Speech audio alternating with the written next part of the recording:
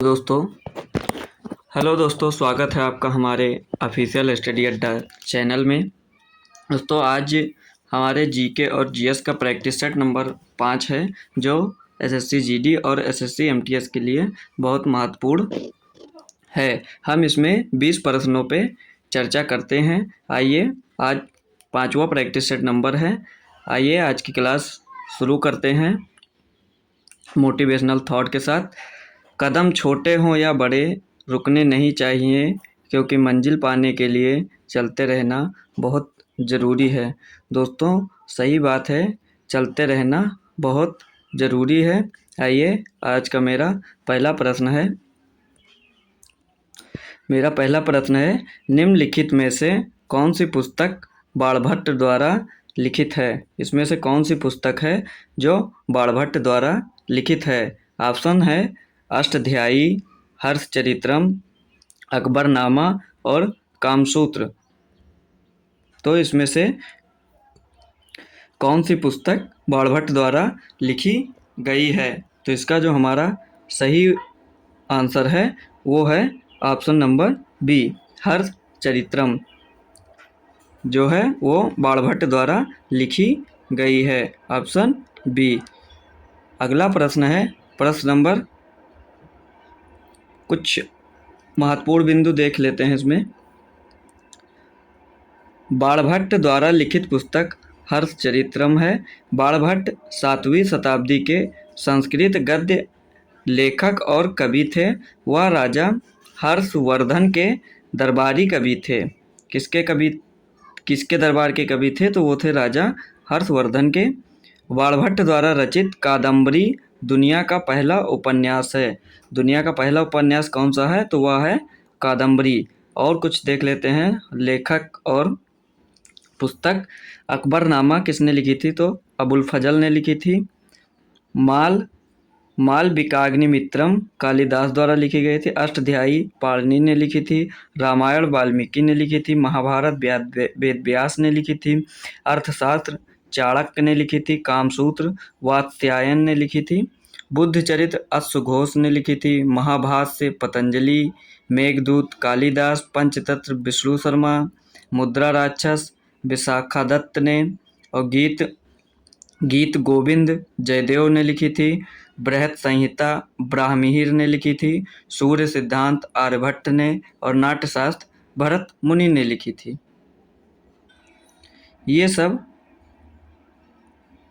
ये सारी पुस्तक व उसके लेखकों के नाम आप लोग नोट कर लीजिएगा, बहुत इम्पोर्टेंट हैं और आगामी परीक्षाओं में पूछने जाने वाले हैं। आइए अब अगला प्रश्न देखते हैं। प्रश्न नंबर 2 है हमारा, गांधी जी ने किस वर्ष में अहमदाबाद में सूती मिल श्रमिकों के साथ लेकर एक सत्याग्रह का आयोजन किया था? किस वर्ष में अहमदाबाद में सूती मिल के श्रमिकों को लेकर एक सत्याग्रह का आयोजन किया था? ऑप्शन है 1915, ऑप्शन बी है 1918, ऑप्शन सी है 1929 और ऑप्शन डी है 1921। तो इसका जो हमारा सही उत्तर है बिल्कुल वो ऑप्शन नंबर बी हो जाएगा।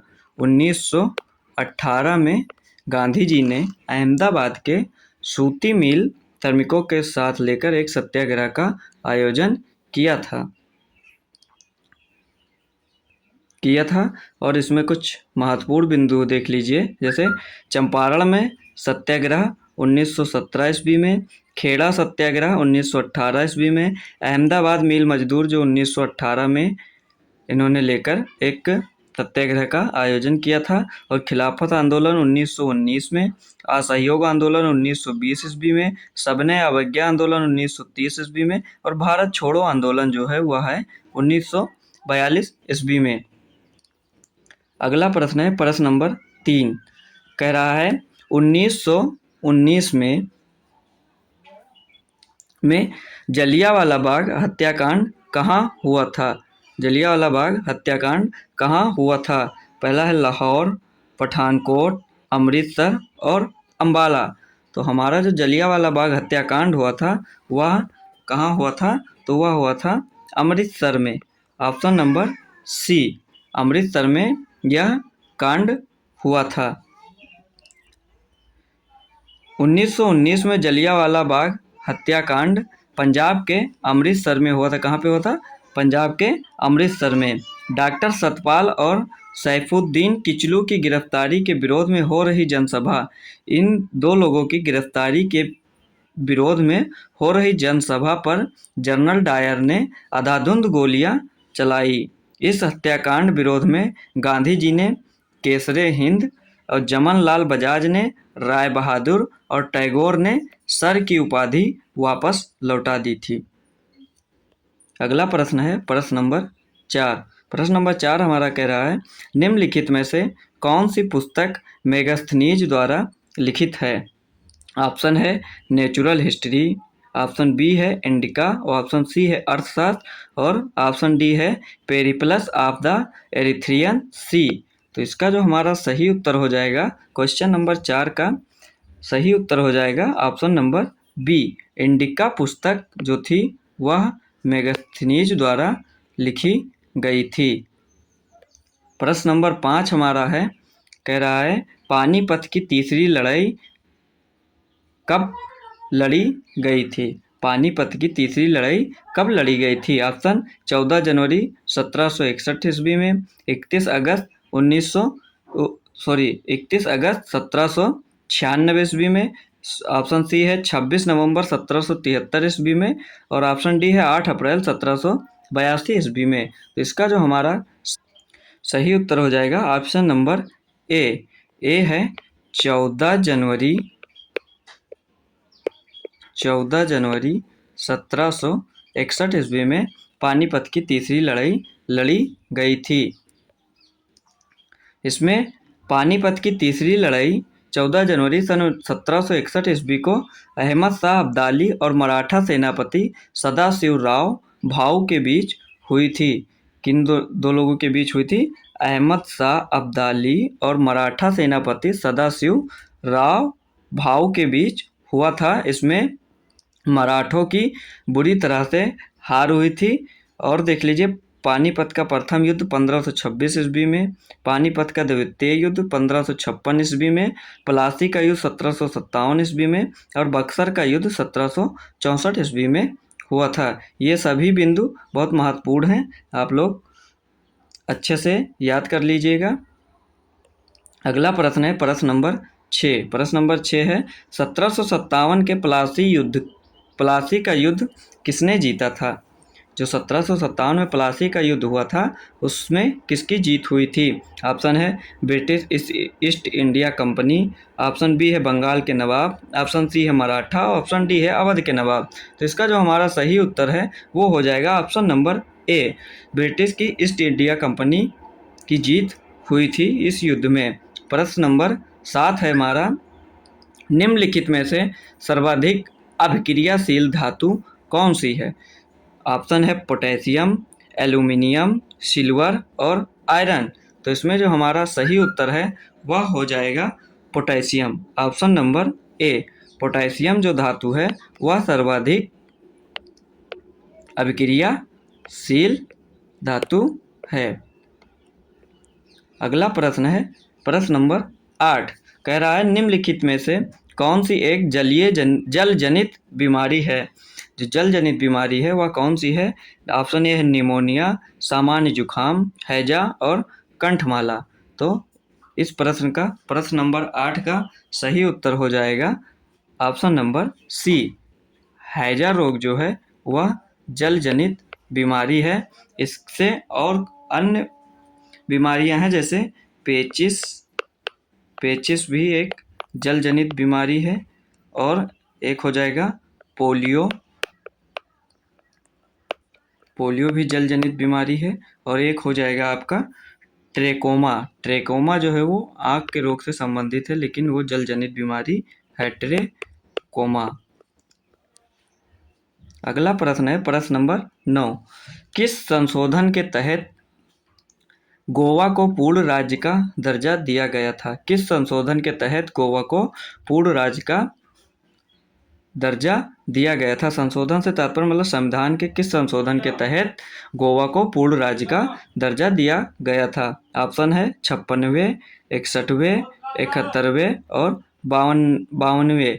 तो इसमें जो हमारा सही उत्तर है वह हो जाए 56वें। ऑप्शन नंबर ए 56वें संविधान संशोधन के तहत गोवा को पूर्ण राज्य का दर्जा मिल गया था। प्रश्न नंबर 10 है हमारा, नेहरू रिपोर्ट 1928, नेहरू रिपोर्ट 1928 निम्न में से संबंधित है। जो नेहरू की रिपोर्ट 1928 की थी वो किससे संबंधित थी? ऑप्शन है शिक्षा में सुधार, ऑप्शन बी है संवैधानिक ढांचा, ऑप्शन सी है सांप्रदायिक पुरस्कार और ऑप्शन डी है सूरत विभाजन। तो इसका प्रश्न नंबर 10 का सही उत्तर हो जाएगा संवैधानिक ढांचा। ऑप्शन नंबर बी जो है वह संवैधानिक ढांचा से नेहरू रिपोर्ट 1928 संबंधित है। नेहरू रिपोर्ट मोतीलाल नेहरू जी के द्वारा भारत के लिए प्रस्तावित नए अधिराज्य के संविधान की रूपरेखा थी। किसकी रूपरेखा थी? संविधान की रूपरेखा थी, जिसे संवैधानिक ढांचा भी कहा जाता है। 15 अगस्त 1928 की नेहरू रिपोर्ट 28 अगस्त को स्वीकृत एक नई डोमिनियन स्थित और सरकार के एक संघीय ढांचे के लिए अपील करने के लिए एक ज्ञापन था। जो नेहरू रिपोर्ट 1928 ईस्वी की थी वह संवैधानिक ढांचा से संबंधित थी। अगला प्रश्न हमारा प्रश्न नंबर 11 है, निम्नलिखित नदियों में से कौन कृष्णा की सहायक नदी नहीं है? तो इसमें से ऑप्शन है बेन्ना नदी, बेतवा नदी, भीमा नदी और कोयना नदी। इन ऑप्शन में जितनी नदियां हैं पूछ रहा है क्वेश्चन कि इसमें से कौन सी नदी जो है वह कृष्णा नदी की सहायक नदी नहीं। तो इसमें हमारा सही उत्तर है वह है बेतवा। बेतवा नदी जो है वह कृष्णा नदी की सहायक नदी नहीं है।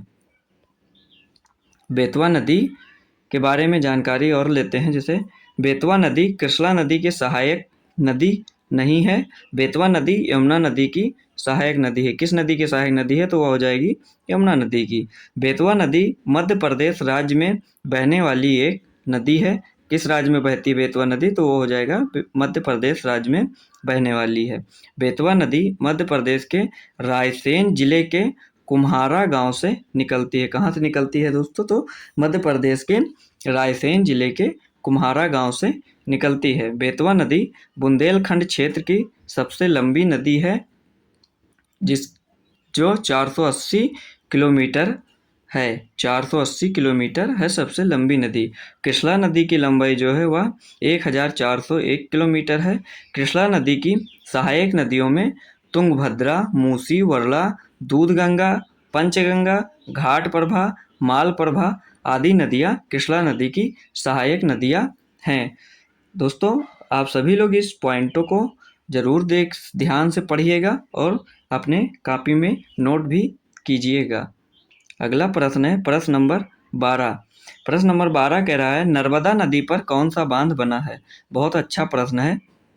पूछ रहा है नर्मदा नदी पर कौन सा बांध बंधा है? ऑप्शन ए सरदार सरोवर बांध, आधिया बांध, टिहरी बांध और हीराकुंड बांध। तो इसका जो हमारा सही उत्तर है वो हो जाएगा सरदार सरोवर बांध। Option number A Sardar Sarovar बांध जो है वह नर्मदा नदी पर बना है। नर्मदा नदी पर सरदार सरोवर बांध है। नर्मदा नदी पर सरदार सरोवर बांध की ऊंचाई 138 मीटर, नींव सहित 163 मीटर है। नर्मदा नदी पर लगभग 30 बांध बनाए गए। कितने बांध बनाए गए हैं?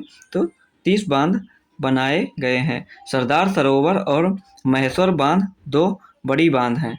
ये जो सरदार सरोवर बांध और महेश्वर बांध जो हैं ये नर्मदा नदी पर दोनों बड़ी बांध हैं। इन बांधों का उद्देश्य सिंचाई और बिजली प्राप्त करना है। क्या उद्देश्य है इन बांधों का? तो सिंचाई और बिजली प्राप्त करना है। मेधा पाटकर के नेतृत्व में नर्मदा बचाओ आंदोलन विरोध में शुरू किया गया। सॉरी यहाँ पे मिस्टेक हो गया था, लेकिन मेधा पाटकर के नेतृत्व में ही नर्मदा बचाओ आंदोलन विरोध शुरू किया गया था किसके नेतृत्व में, तो वो हो जाएगा मेधा पाटकर के नेतृत्व में। और देख लीजिए इसमें टिहरी बांध भागीरथी नदी पर अवस्थित है। किस नदी पर अवस्थित है, तो वो हो जाएगा भागीरथी। और टिहरी बांध कहाँ स्थित है, तो वह हो जाएगा उत्तराखंड में। टिहरी बांध की ऊंचाई कुल है 260.5 मीटर यानी 855 फीट है। यह भारत का सबसे ऊंचा बांध है। भारत का सबसे ऊंचा बांध कौन सा है, तो वो हो जाएगा आपका टिहरी बांध। दूसरा प्रश्न, आइए प्रश्न नंबर 13। प्रश्न नंबर 13 पूछा है 2019 में महिला राष्ट्रीय बॉक्सिंग प्रतियोगिता में स्वर्ण पदक किसने जीता था। 2019 में महिला राष्ट्रीय बॉक्सिंग प्रतियोगिता में स्वर्ण पदक किसने जीता था। ऑप्शन है निखिल जरीन, ऑप्शन बी मंजू रानी, पिंकी रानी जांगर और रागिनी उपाध्याय। तो इस प्रश्न का प्रश्न नंबर 13 का हमारा सही उत्तर हो जाएगा मंजू रानी ने जो महिला राष्ट्रीय बॉक्सिंग प्रतियोगिता थी उसमें इन्होंने स्वर्ण पदक जीता था। क्वेश्चन नंबर 13 का सही उत्तर हो जाएगा ऑप्शन नंबर बी। प्रश्न नंबर 14 आ गया हमारा।